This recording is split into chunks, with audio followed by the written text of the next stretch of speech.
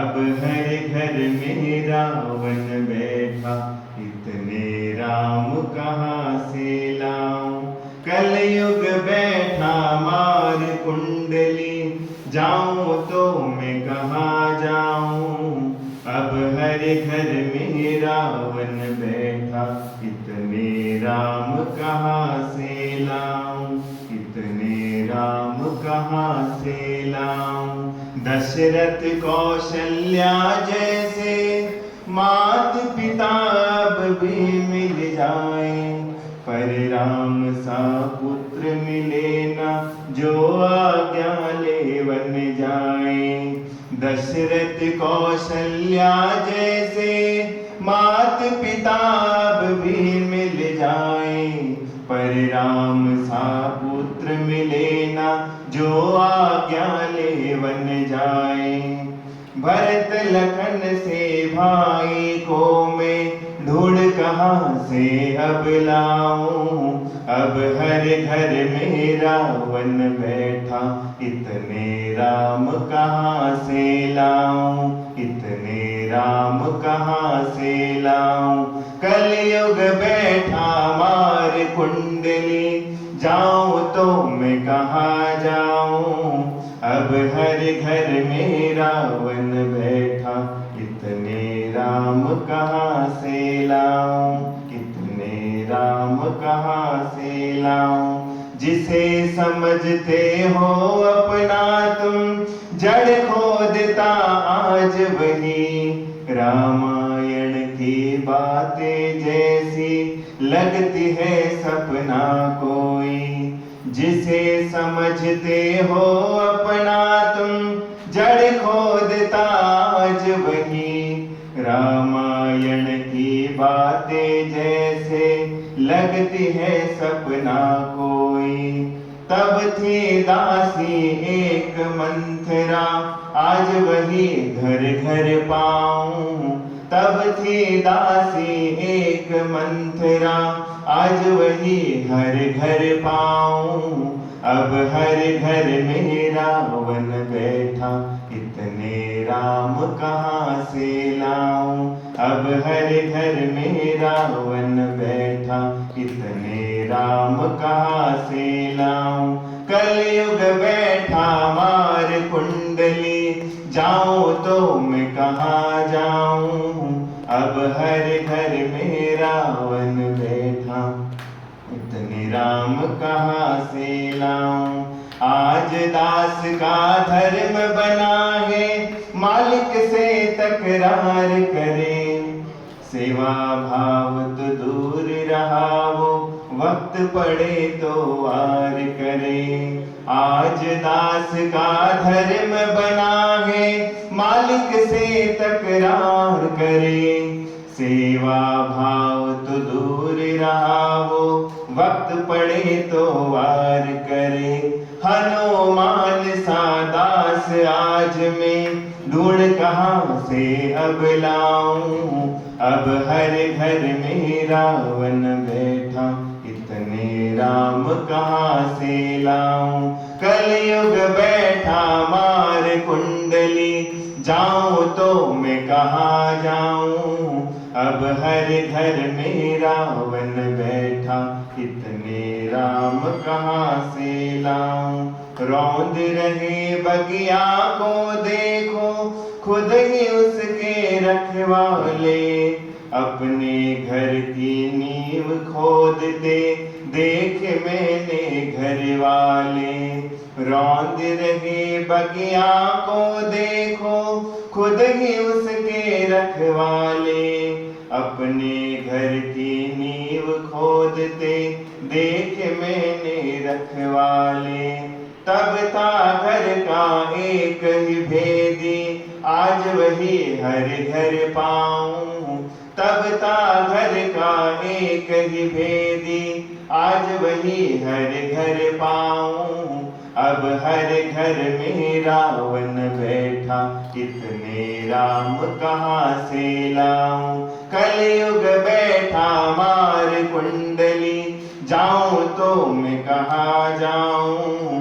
अब हर घर में रावण बन बैठा, इतने राम कहाँ से लाऊं, इतने राम कहाँ से लाऊं।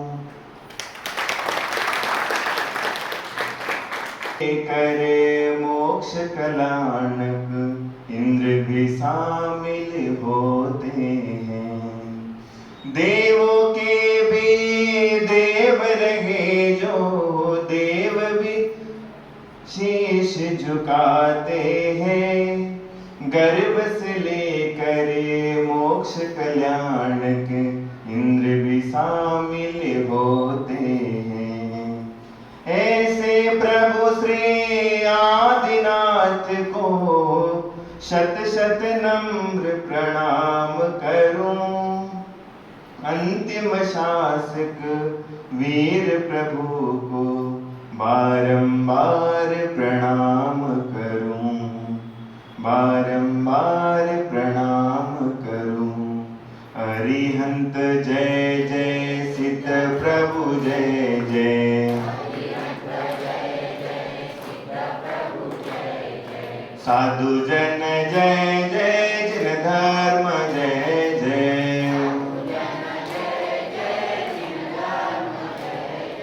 अरिहंत मंगलम, सिद्ध प्रभु मंगलम,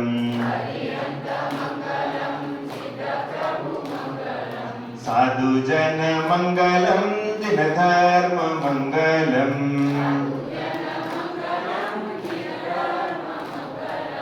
अरिहंत उत्तमा, सिद्ध प्रभु उत्तमा,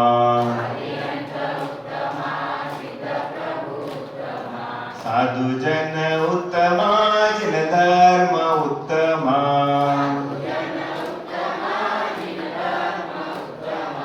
अरिहंत शरणा, सिद्ध प्रभु शरणा।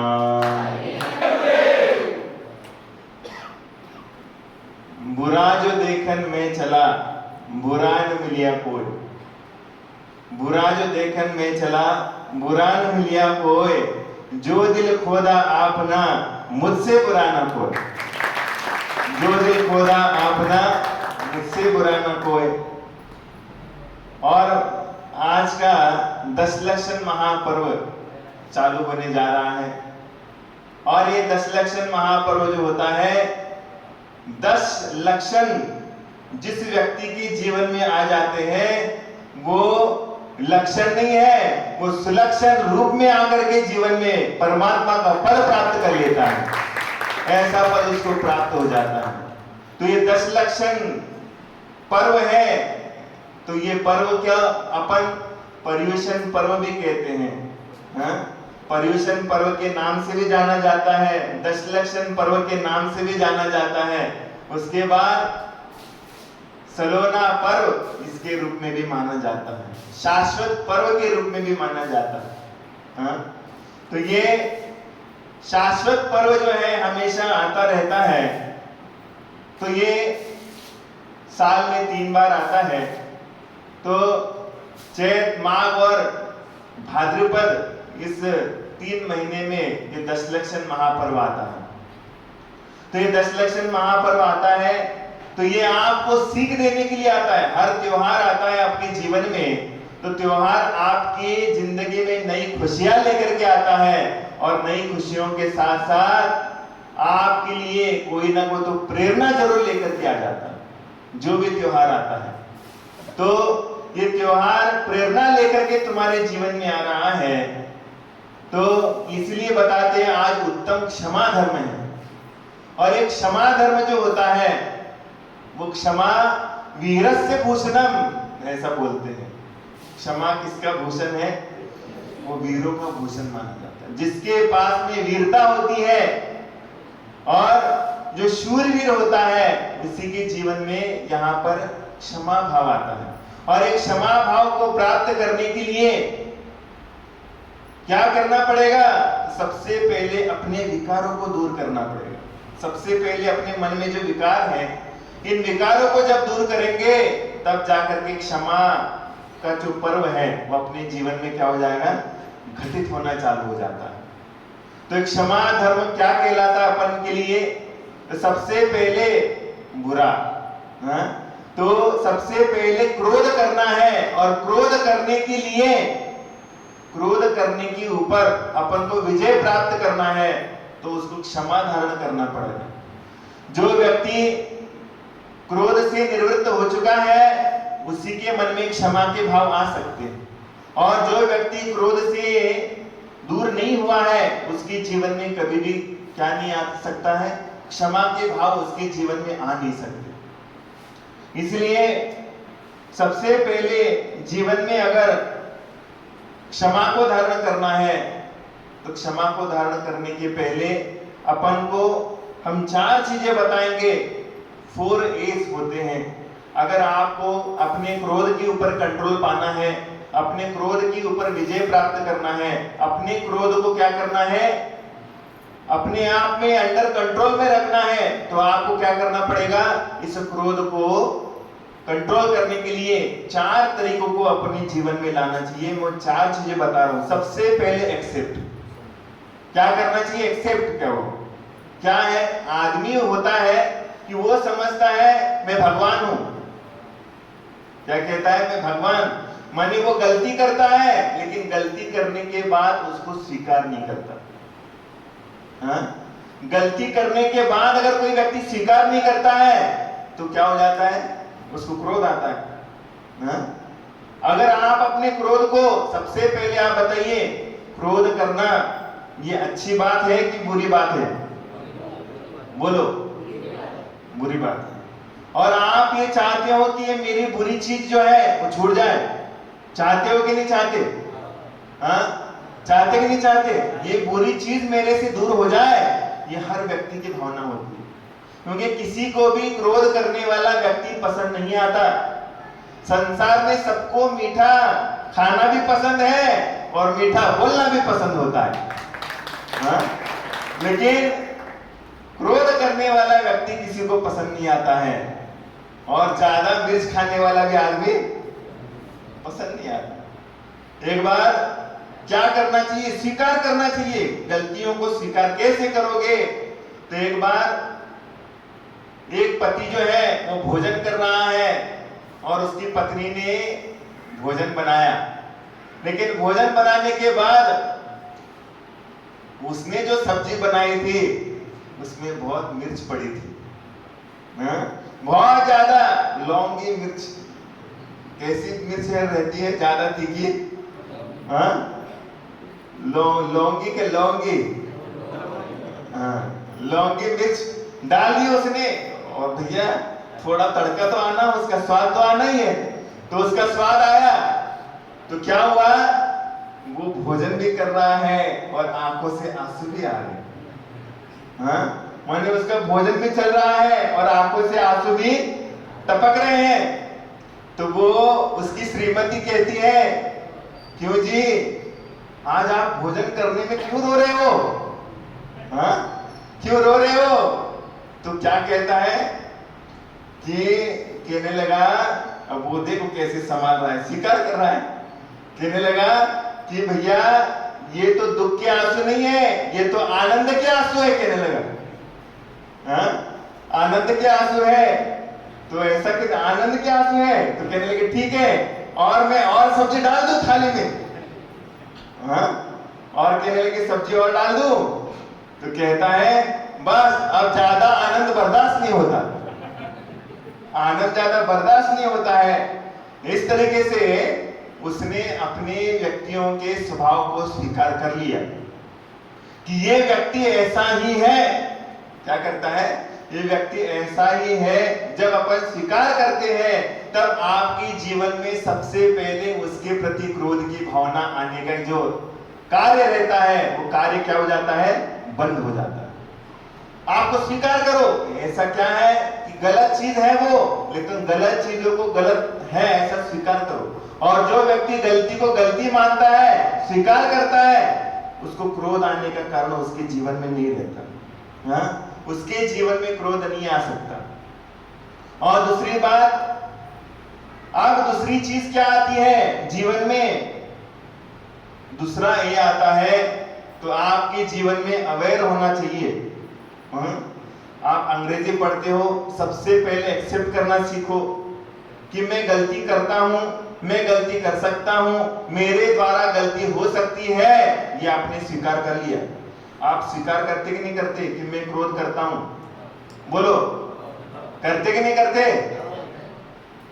अगर आप ये स्वीकार ही नहीं करते कि मैं क्रोध नहीं करता हूं, तो आप कभी भी क्षमा धर्म को प्राप्त नहीं कर सकते। कई लोग कहते हैं, कई बच्चों को, कई पुरुषों को गुस्सा नहीं आता, कई महिलाओं को गुस्सा नहीं आता। हाँ? ऐसा कहते हैं कि मेरे को गुस्सा ही नहीं आता, कोई कुछ भी कह लिए तो क्या है, मेरे को गुस्सा नहीं आता। लेकिन गुस्सा सबके अंदर रहता है, ये मत सोचो कि गुस्सा नहीं रहता। लेकिन गुस्से का जो प्रेजेंटेशन होता है, वो प्रेजेंटेशन कैसा रहता है? प्रेजेंटेशन करने का तरीका अलग अलग होता है। हाँ? जैसे आप कपड़े की दुकान पे बैठे हो और महिलाओं की साड़ी की दुकान खोली आपने, हाँ? तो साड़ी दिखाते दिखाते आपने 100 साड़ियां खोल करके दिखाई, हाँ? 100 साड़ियां खोल करके तो दिखाई आपने, लेकिन 100 साड़ियां खोल के दिखाने के बाद भी अगर उस व्यक्ति ने एक भी साड़ी पसंद नहीं करी महिला ने, तो क्या हो जाएगा? हाँ? गुस्सा आएगा कि नहीं? लेकिन वो दुकानदार गुस्सा दिखाता है क्या? हाँ? वो गुस्सा दिखाता नहीं है। वो क्या कहता है? कहता है मैडम अभी 1-2-4 दिनों में और माल आने वाला है, और 2-4 दिन के बाद आइए, कहता है। लेकिन ये नहीं कहता क्या मुर्गी के 100 साड़ियां तो दिखाई दे रही है, एक भी साड़ी पसंद नहीं कर रही। हाँ? और ऐसा अगर अपने कोई व्यक्ति पास का होता है तो उसको ऐसा कोई गलती करता है तो उसको छोड़ते क्या? उसको छोड़ेंगे नहीं। हाँ? तो ये सारी चीजें उस व्यक्ति के जीवन में घटित होती है। क्यों? उसका क्रोध तो उसके जीवन में है, लेकिन क्रोध करने का तरीका, क्रोध को जाहिर करने का जो तरीका है, उसको दिखाने का तरीका उसके जीवन में अलग अलग है। क्रोध तो सभी करते हैं, लेकिन क्रोध की जो भावनाएं हैं, क्रोध को देखने के नजरिए हैं, क्रोध को स्वीकार करने का तरीका है, सबका अलग अलग होता है। इसलिए कोई कहता है कि मेरे को गुस्सा नहीं आता है, तो सभी के जीवन में गुस्सा आता जरूर है, लेकिन आने के बाद भी उसको नए नजरिए से देखने का तरीका होता है, नए नए तरीके होते हैं, और उस तरीके से वो समझने का, सुधार करने का तरीका अपनाते हुए अपने जीवन को जीते हैं। तो इस तरीके से पहला यहाँ पर चैप्टर हो गया कि सबसे पहले यहाँ पर क्रोध आता है, मैंने सबने उसको एक्सेप्ट कर लिया। और उसके बाद दूसरी चीज आती है व्यक्ति के जीवन में अवेयरनेस। हाँ? अवेयरनेस होना चाहिए। अगर आपको क्रोध से मुक्ति पाना है, क्रोध से छुटकारा पाना है आपको, तो क्रोध से छुटकारा चाहते हो तो आपकी जीवन में अवेयरनेस होना चाहिए। अवेयरनेस अगर जीवन में आता है तो सावधान बन जाते हो, और सावधान बन करके आपके जीवन में उस चीज की जानकारी आ जाती है। हाँ? सावधान तो आ जाता है, आदमी सावधान भी हो जाता है, और सावधानी के साथ साथ वो कैसा हो जाता है, अपने जीवन के बारे में जानकारी भी रखने का तरीका अपनाते हुए जीवन जीने का प्रयास करता रहता है। तो इसलिए अपने जीवन में क्रोध को अगर कंट्रोल करना है तो क्या करना चाहिए? आपको उन चीज के बारे में क्या होना चाहिए? अवेयर होना चाहिए, जानकारी होना चाहिए, और उसके बाद अपने जीवन का विश्लेषण, एनालिसिस करना चाहिए। आप कौन सी चीज से जल्दी क्या हो जाते हो? हर्ट हो जाते हो, जल्दी आपको गुस्सा आता है, आप अपने आप को अनकंफर्टेबल महसूस करते हो, जहां पर आपको कुछ चीजों में क्या हो जाता है, गलत चीजें होती है, उसके बारे में अपने जीवन में एनालाइज करना जरूरी है। हाँ? और एनालिसिस जो व्यक्ति करता है अपने जीवन का, वो अपनी गलती में सुधार करने की संभावना रख सकता है। और जो जीवन में एनालाइज नहीं करता है, एनालिसिस जिस व्यक्ति के जीवन में नहीं रहता है, वो व्यक्ति जीवन में कभी सुधार नहीं कर सकता। और इसलिए अपने जीवन में एनालिसिस होना जरूरी है। अपने जीवन में नए जीवन के तरीके अपनाने का तरीका अपने जीवन में आना चाहिए, तब जाकर के अपने जीवन में क्रोध की जो संभावनाएं रहती है वो क्रोध की संभावनाएं कम हुआ करती है। तो इसके पहले मैं आपको एक उदाहरण देकर के बताना चाहूंगा कि अपन जीवन में बहुत सारी चीजों को अपना करके चलते हैं, तो बहुत सारी चीजों को अपना करके चलते हैं। तो एक मैं प्रसंग आपको बताने की चेष्टा करूंगा। बाजीराव पेशवा जानते हो तुम सभी लोग जानते हो बाजीराव पेशवा को जानते हो? हाँ, तो बाजीराव पेशवा जो है वो बाजीराव पेशवा एक बार हैदराबाद राज्य के ऊपर आक्रमण करने के लिए गए, क्योंकि जो क्षत्रिय लोग होते हैं वो क्षत्रिय लोग एक दूसरे के ऊपर क्या करते हैं? चढ़ाई करते हैं। लेकिन क्षत्रिय लोग एक दूसरे के लिए बेवजह किसी को परेशान नहीं करते, बेवजह किसी को तकलीफ देने का प्रयास नहीं करते। लेकिन अगर कोई अपने राज्य के ऊपर आक्रमण करने के लिए आ जाता है तो उसको छोड़ते भी नहीं है, उसको क्या नहीं करते हैं? उसको सुरक्षित छोड़ते भी नहीं है, उसको उसकी जगह दिखाए बगैर उसको शांति नहीं प्राप्त करते अपने जीवन में। तो इसलिए ये बाजीराव पेशवा जो है वो बाजीराव पेशवा एक बार क्या हुआ कि उसने हैदराबाद स्टेट के ऊपर क्या कर लिया? आक्रमण कर लिया। और हैदराबाद स्टेट के ऊपर आक्रमण कर लिया तो उसका जो बादशाह था वो निजाम था, हाँ? निजाम शाह बोलते हैं जिसको, तो निजाम राज्य करता था उस हैदराबाद राज्य के ऊपर। और वो हैदराबाद के ऊपर आक्रमण कर लिया तो आक्रमण करते समय क्या करना चाहिए? चारों तरफ से घेराबंदी कर ली उस राज्य के ऊपर। ये बाजीराव पेशवे ने क्या कर लिया? चारों तरफ से घेराबंदी कर ली। और घेराबंदी करने के बाद अब वो बाजीराव पेशवा समझ गया कि निजाम ने समझ लिया कि अब हमारे पूरे के पूरे राजधानी के चारों तरफ से क्या हो गए हैं? प्रतिबंध लग गए, माने चारों तरफ से दुश्मन आकर के खड़ा है। तब क्या कर लिया उसने? अपने जो कोर्ट होते हैं ना, अपने राज्य के जो कोर्ट होते हैं, द्वार होते हैं, उन द्वारों को उसने बंद कर दिया। और द्वार को बंद कर दिया और द्वारों को बंद करने के बाद जनता को क्या कर दिया? आदेश दे दिया कि कोई भी राज्य के बाहर नहीं जाएगा। बाजीराव पेशवा बाहर ही खड़ा है। और पहले आप लोग जानते होंगे कि दरवाजे कितने मजबूत हुआ करते थे पहले लोगों के घर के, हाँ? कितने मजबूत हुआ करते थे। और इतने मजबूती के साथ वो क्या करते थे? अपने घर को सुरक्षित रखते थे। अपने घर का दरवाजा अगर कोई देखते थे पहले के आदमी, सामान्य व्यक्ति उसको खोलता, आज का आदमी तो खोल ही नहीं सकता था, उसको 4 आदमी चाहिए खोलने के लिए। और अगर कोई राज्य का द्वार होता है, माने अगर कोई राज्य के अंदर के प्रवेश द्वार होता है, वो प्रवेश द्वार कितना मजबूत होता था, हाँ? तो वो कोर्ट उन्होंने बंद कर दिए। और कोर्ट बंद करने के बाद बाजीराव पेशवा के जो जो सैनिक थे वो सारे के सारे सैनिक क्या हो गए? वो सारे सैनिक वहां पर क्या हो गए? साइड में खड़े रह गए, देखते हैं क्या करते हैं। तो 1 दिन गया, 2 दिन गया, 3 दिन गया। और पहले के लोगों में ऐसी स्थितियां थी कि उनके भंडारण हुआ करते थे, गोडाउन, गोदाम में क्या है? 1-1 महीना का स्टॉक रखते थे, क्योंकि आपातकाल कभी लग सकता है, हाँ? आप लोगों ने सोचा होगा कि गवर्नमेंट को इतना बड़ा स्टॉक करके रखने की क्या आवश्यकता पड़ती, हाँ? गवर्नमेंट सभी किसानों से क्या करती है? अनाज खरीदती है। और अनाज खरीदने के बाद उसका स्टॉक करके रखती है। क्यों रखती है? क्या आवश्यकता गवर्नमेंट के लिए? लेकिन गवर्नमेंट इसलिए रखती है क्योंकि कभी भी आपातकाल लग सकता है, हाँ? और आपातकाल जब लग जाता है तब आपके पास सबसे बड़ी समस्या हो जाती है खाने पीने की चीजें।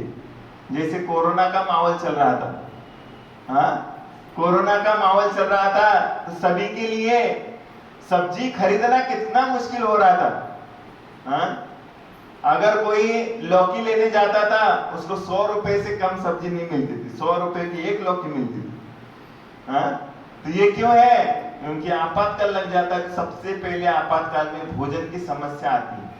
तो इसलिए उन्होंने ये सब पहले के राजा लोग स्टॉक करके रख देते थे भोजन का, और ये भोजन का स्टॉक करके रख देते थे। तो इस तरीके से उन्होंने भी अपने राज्य का जो स्टॉक था वो क्या कर दिया, निजाम ने अपनी जनता के लिए खोल दिया। हाँ? तो ये 1 माह तक लड़ाई चल रही थी, 1 माह तक प्रजा के कोई भी सदस्य बाहर नहीं आता था। निजाम भी डर के मारे छिप के बैठा था अपने दरबार में। और जब यहां पर 1 महीना बीत जाता है, 2 महीने बीत जाते हैं, 3 महीने बीत जाते हैं, अब अनाज तो अनाज है, कभी ना कभी तो खत्म होगा। हाँ? अनाज कभी खत्म होगा कि नहीं होगा? अनाज भी कभी ना कभी तो खत्म हो जाता। इसलिए इस तरीके से 2 महीने बीत गए, 3 महीने बीत गए, 4 महीने बीत गए, 6 माह बीत गए। और 6 माह बीतने के बाद अब निजाम को समस्या ये होने लगी कि अब लोगों के लिए खाने की जो रसद थी, वो रसद क्या हो गई, पूरी खत्म हो गई। हाँ? वो रसद क्या हो गई, पूरी की पूरी खत्म हो गई। तो क्या सारे के सारे लोग, कई लोग क्या है, भूख प्यास से तड़पने लगे क्योंकि पानी का स्टॉक भी खत्म हो गया। हाँ? तो यहाँ पर भोजन की सुविधा नहीं रही, कई लोग क्या है, भूख के मारे मरने के लिए तैयार हो गए। और इस तरीके से कहने के लिए तब सेनापति से पेशवा के तब क्या कहता है कि निजाम कहता है कि अपने राज्य में क्या है, अब यहाँ पर रसद पूरी की तरह से खत्म हो गई है। तब ना अन्न है ना पानी है। तब सेनापति पेशवा से कहता है कि अब ये बात कहां पर मालूम हो जाती है, बाजीराव पेशवा को मालूम हो जाती है कि अंदर जो निजाम है, वो निजाम के पास का सारा जो स्टॉक है खाने का, वो क्या हो गया है, खत्म हो गया। तो अब ये सही वक्त है, इस समय पे अपन को क्या करना चाहिए, उसके लिए आक्रमण करना चाहिए, राज्य के ऊपर आक्रमण करना चाहिए। क्योंकि जहां पर निर्बल सैनिक रहते हैं वहां पर जल्दी से जल्दी क्या हो जाता है, विजय अपने हाथ में आ जाया करती है। तो ये हैदराबाद पर आक्रमण करने का सही समय है। तब पेशवा कहता है कि भले ही यहाँ पर ये सारी की सारी प्रजा कमजोर है, हाँ? लेकिन वो क्या करता है, अपना एक दूत जो है, वो दूत क्या करता है, निजाम के पास